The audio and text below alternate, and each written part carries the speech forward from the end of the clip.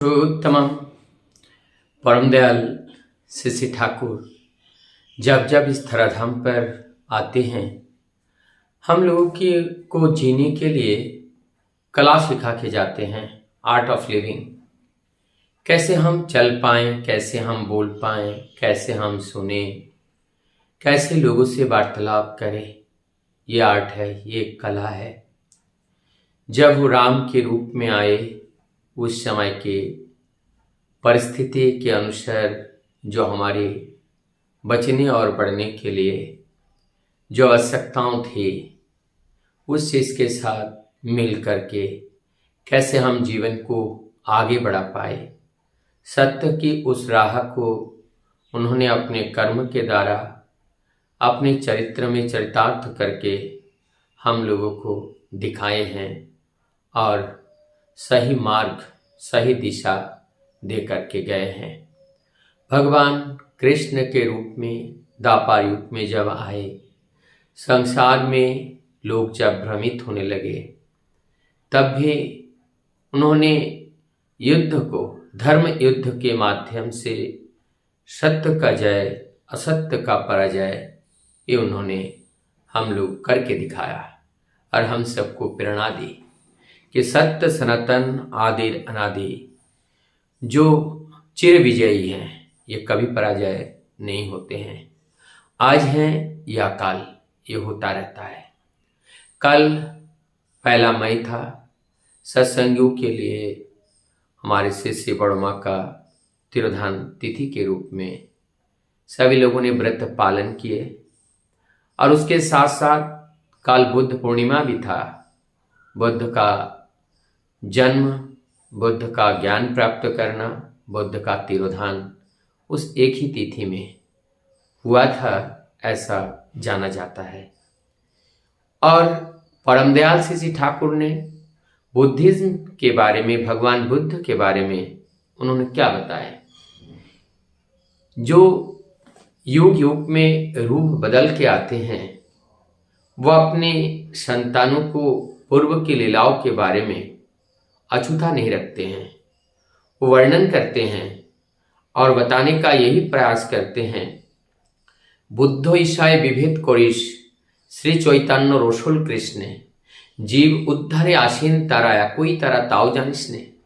कहते हैं हम लोग अलग करते हैं, बुद्ध में, ईशा में, मोहम्मद में, रसूल में, भगवान राम में, भगवान कृष्ण में हम लोग अलग अलग बताते हैं।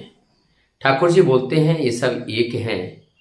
योग का जो डिमांड होते हैं, उसी के अनुरूप वो एक नया देह धारण करके आते हैं। हम लोग जानते हैं कि जिस देह हम लोग एक बार पाते हैं, वो देह पुनः आवृत्ति नहीं होता है। वही भाव आगे बढ़ाने के लिए एक नए देह को पाते हैं और नए देह में रह करके उसकी जो गति है, उस गति को और जो पूर्व जो कर्म के माध्यम से फल के रूप में प्रारब्ध बना है, उस प्रारब्ध को भोगने के लिए एक देह में होकर के इस धरती पर आते हैं। तो इस देह से मुक्त पाना और इस धरती पर बारंबार आना और जाना, पुनरुपि जन्मम पुनरुपि मरणम, ये यही चलती रहती हैं। मुक्त क्या है? जीते जी हमारी इंद्रिय की तृप्ति, यही है वास्तव में मुक्त। इसके लिए जो साधना का पथ हमारे भगवान बुद्ध ने दिए हैं, उनका 3 बातें हैं। बोलते हैं धर्मम शरणम गच्छामि, संगम शरणम गच्छामि और बुद्धम शरणम गच्छामि। मुझे संघ के शरण में जाना चाहिए। संघ माने उसका साथ। संजात संजाते श्रद्धा, श्रद्धाए दृष्टि शुद्धता, दृष्टि शुद्धि विश्वासता, विश्वासता सते निर्विचारता और निर्विचारता प्रेम, और प्रेम से आत्मसमर्पण। इस प्रेम से आत्मसमर्पण होता है, इसीलिए ये जरूरत होते हैं। तो हमें उनके संग, सत्य के संग हमें संग करना है। और धर्म का अर्थ ये है सत्य, जो हमारी एक धर्म मतलब विधि भी होता है।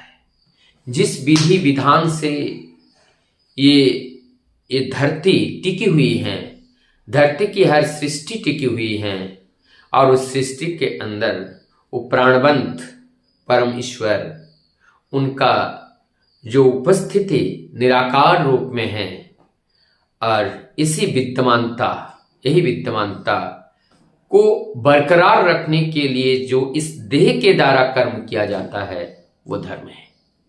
यानी कि सत्य जो कारण है, जो स्वरूप है, उस स्वरूप की रक्षा, सच्चित आनंद का जो रक्षा करने के लिए जो कर्म इस देह के द्वारा किया जाएगा वही धर्म है।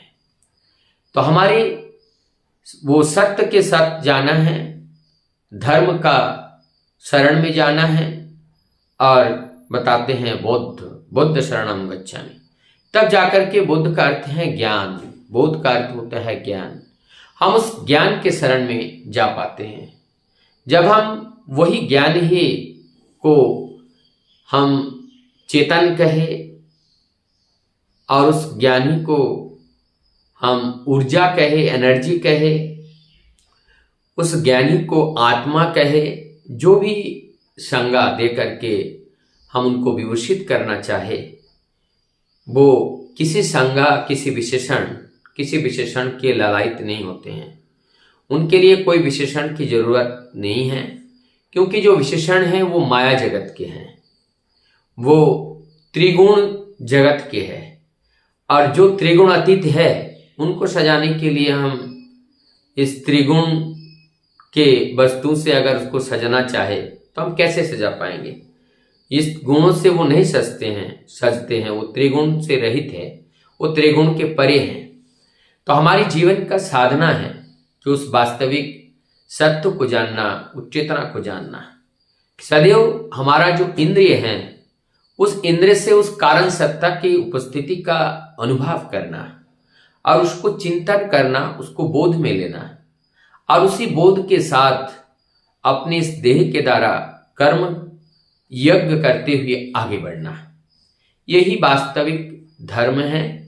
और इसको निभाने के लिए रास्ते पर जो बाधाएं आती है, बाधाएं कभी हमारी काम है, कामना वासनाएं हमें उत्पीड़न कर सकती हैं, कभी लोभ, कभी ईर्ष्या, हिंसा, ये सारी चीज, ये हमारी दुर्बलताएं परम दयाल श्री ठाकुर जी ने बोले हैं। तो इस दुर्बलता को दूर करके हमें आगे बढ़ना है। निरंतर इस बात को जब हम लोग ठाकुर बाड़ी जाते हैं, ठाकुर परिवार के श्रीमुख से निरंतर हम इसी बात को सुनते रहते हैं। गुरु शिष्य परंपरा में निरंतर गुरु व गुरु परिवार के द्वारा एवं गुरुजनों के द्वारा उस वास्तविक सत्य को समझाने का प्रयास करते हैं और हमारे जीवन को कैसे सत्कर्म में लिप्त रखे, सत्कर्म में व्यस्त रखे, इसलिए यजन और याजन की व्यवस्था दी गई है।